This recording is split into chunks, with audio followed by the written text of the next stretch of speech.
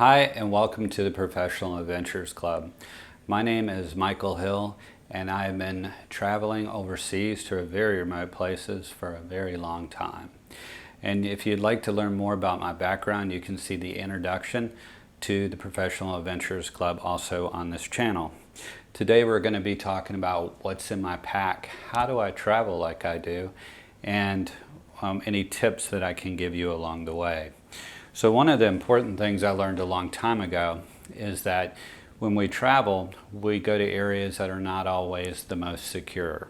So one of the things that we do, and I learned this from other travelers a long time ago, and I see them still doing it today, especially the more experienced, seasoned travelers that you'll see, is that we have two different backpacks. We have a backpack like this that we wear on our front, and that is where our valuables are. And over the years, what we carry in it has changed a bit. Today, more people have laptops in it, or tablets, or other things, communication devices. Something that's more important we carry in this one. And this backpack we carry on our back is more disposable stuff, for instance, clothes. So what happens is that if we get in trouble, we know where this backpack is all the time because it's in front of us, and the pack on our back we don't actually know, because sometimes when you're in a crowded area, for instance in South America, people are known to come up to your backpack with a box cutter or a razor blade and slice it open and take things out of it. And sometimes you won't even know because they're so good at what they do. But if you have your valuables in front of you, you know what's going on, and that's the same with people trying to reach in your pockets, unzip them, and take something out. So it's just a tip that I learned a long time ago. For this bag, we won't really go into it so much because people take different things with them when they travel, and people travel for different reasons. Some of the things that I do take with me that are important, though, something to think about, is I take, especially I'm getting older now, a pair of readers. Just cheap reading glasses. I have a good pair of sunglasses to protect my eyes, especially in the bright areas, especially in the tropics. This right here is just a normal iPhone, and I bring it with me these days as a camera. And a lot of places you go, you can buy a SIM card and set up your phone, but there's different local rules that you have to check on about that. This is a really good device to have. I also carry a book with me in there, and so this is for downtime when I want to read. And basically this is what I'm reading at the moment. I'll have a notebook with me, and the notebook is for planning, and so that I can plan trips or put planning information or just take notes when I want. I have a folder like this that I carry with me, and this folder is a plastic folder, and what I keep in it is my receipts that are important. I keep health information, for instance, shot records, or I would have a flight ticket and a copy of my passport. But again, remember, when you go out in a lot of places where you stay, your valuables aren't always secure. So what I do is I have certain things that I do, and I'll tell you about them to protect stuff, but realize that your stuff is not secure when you're out. And now let's talk about what's in the backpack on my back. Another thing I learned a long time ago is the value in having a pair of flip-flops with me when I travel, or a pair of Tevas. On this trip, today I'm in Indonesia. And the thing about Indonesia is it's good to have a pair of Tevas also with you. And Tevas are good because they protect your feet, and they also give you air to breathe with them. But the thing about Tevas is on motorcycles or mopeds flying around, you can get your feet hurt with them. So it's something to think about. What I usually try to do is bring a pair of runners with me, or a pair of boots, depending on where I'm going to protect my feet there. Okay, now let's look at what's inside of my backpack here. Okay, so what I have on this trip is I have a book on tape. And actually it's not tape, it's CD. So this, I can play this in my computer. And so this is another way to spend time when you have extra time in your travels. I have a guidebook here.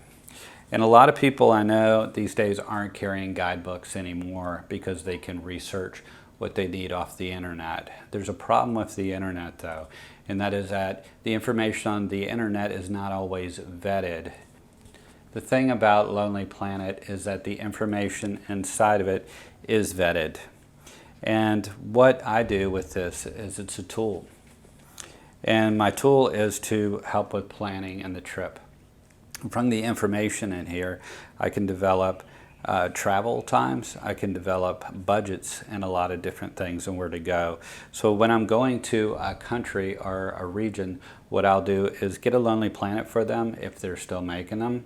And other guidebooks aren't as good because the thing about Lonely Planet is they send researchers out every so often to vet the information in the books. And they also look at quality. And some of the other books are more about high-end travel, and this has got more detail, and you can decide when you're traveling if you want to do high-end travel or if you want to do low-end travel. This gives you different options. The thing about these books is they'll give a town or an area, and then they'll tell you about the background of that, and they'll also tell you the sights to see. And it's their recommendations, but from this is a planning guide. And so what I do, and there's also activities that can be done around there. So what I'll do is get one of these books and I'll read it cover to cover, or I'll skim it and look for everything that I want to do within a region, and I can see it and plan around that. There's also information here on places that are recommended to stay and how much it costs and how to contact them. And eating, restaurants, and travel. It tells you how to get there and get away. This is very, very valuable information that allows you to plan your trip. Again, you'll find this information on the internet, but I know lots of people on the internet that have information there that more about selling tours, selling their information instead about what is best for you. So if you want to know what's best, I would say start with something like this in your planning and then build from there. And then you can get more information off the internet, but you also have a good base. And from that you can plan out what your travel times will be and what your budget is, like I was saying before. And that's very, very important for you planning your trip and knowing where to go. So what I have in here also is my toiletries. And so what I'm carrying these days in my toiletries is this. I'll show you.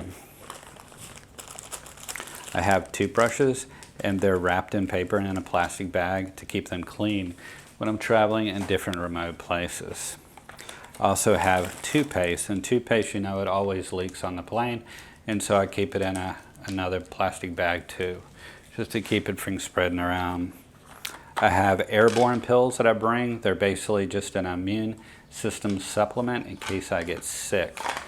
And so there's nothing worse than being sick while you're traveling. And I have vitamins here. I have melatonin, which I've started to carry lately in case I need help sleeping. And that's good, especially if you're going through different time zones in different parts of the world for that. I have deodorant. I have shampoo and conditioner, and I have them in these little containers, and this is to keep them from spilling as I'm traveling. I have a first aid kit here, and I'll open it and show you what's in it. And this is stuff that just over the years I've found is important for me to bring along with me. I have sunscreen, and again, it's because I'm getting older, but I think it's good for everybody to have. This you'll see is a 70, so it's a pretty strong sunscreen. I have some Band-Aids and Neosporin. I have hand sanitizer. I have some little cleanup little things here. I have soap, and I have bacterial wipes here.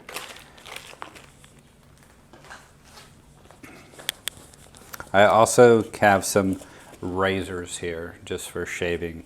And a lot of this stuff when you're traveling you can get on the road as you go to different places. And if you can't get them remotely, then when you get to a more urban area, you could get them there, or to a little shop or something and get your stuff that you need. I also now am carrying electrolytes with me. Electrolytes are good for if you're in a really hot climate such as Indonesia, where I'm at now, where the sun is really bright and you could sweat a lot. These things are really valuable. And this is just a brand that's popular in Australia. I also have a jacket with me. You can see it here. It's just a light jacket, and this time I brought it along just in case, because it's a time of seasonal change here, that it may be a little bit cooler, so I would have a jacket. But in hot climates, this is not always needed.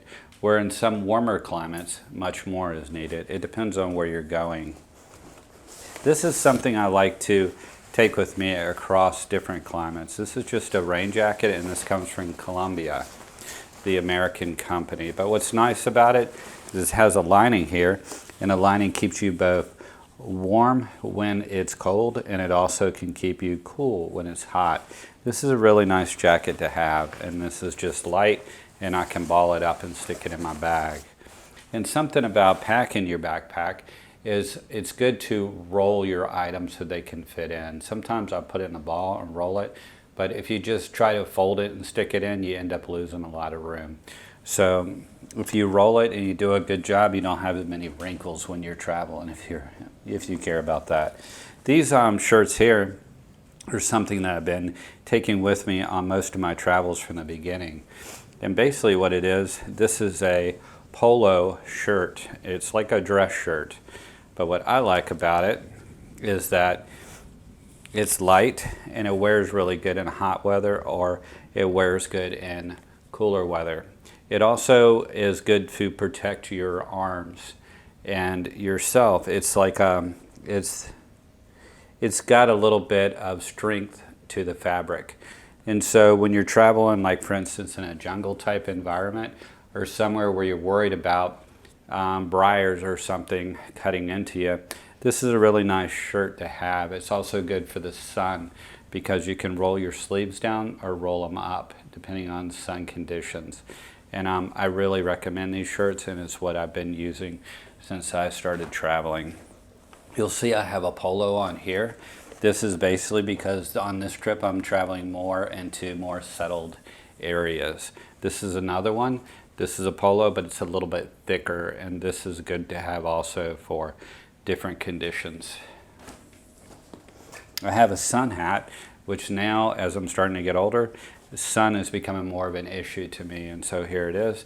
This will protect you from the sun, and I recommend it especially on very bright days because sun can do damage to you. This is another shirt that I have in here, just a different color and a backup. I like to have backups for everything that I have when I'm traveling, so that if one goes bad or one's damaged or lost, I have another one. And that's the same with it getting dirty or something could happen to it. Another thing I would recommend too is learning how to wash your clothes in the sink yourself, because sometimes you have to do that. You have to work remotely and you'll be washing your clothes and doing what you have to take care of your hygiene. These are two more polos that I have for this trip. And again, what you pack depends on the trip that you're going on and what your goals are. I have several pair of socks that I bring with me. I learned a long time ago as a hot shot that your feet are very important. If you damage your feet, and then you can have trouble walking, and when you're traveling, that's so important to be mobile. And so I try to take care of my feet always the best that I can. And one way I do that is with socks and changing socks regularly. And again, you can wash these things as you need them. But I wouldn't recommend when you're traveling, especially remotely, not to use socks because you want to keep your feet in the best condition possible. I also have two pair of swimmers on this trip with me. These are shorts that also can be used for swimming. These are very valuable. And I think shorts in a lot of areas is good to have at least one pair, but two pairs is always good just to have a backup. And also I have something very important here in this pack. This is an innovation that's come recently that I've discovered, and this is something that I referred to earlier when I said that when you leave your bags, you don't have control over them. And in a lot of locations where you stay, people can go through your bags while you're out and take your items. So one way to combat that is something like this.